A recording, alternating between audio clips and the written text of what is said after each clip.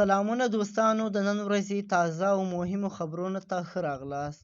پرون په پېښور کې د پښتونخوا قومي جرګې د مشرانو او ذمهوارو سره د پښتون ژغورنې غورځنګ مشر منظور پښتون او د 11 اکتوبر قامي عدالت یا جرګې لپاره نماینده وفد او د غورځنګ نورو مشرانو ناسته کړې ده.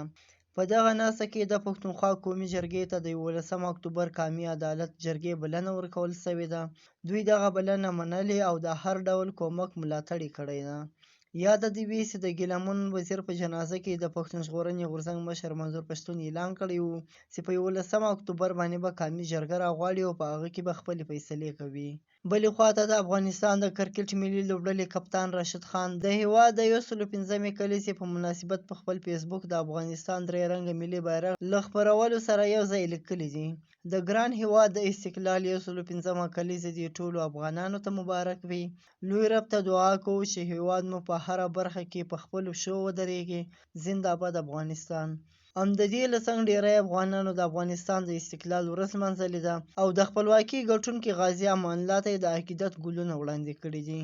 دا و د نن ورځې تازه او مهم خبرونه. سبا نیوز سبسکرایب کړئ او له نورو ملګرو سره یې هم شیر کړئ.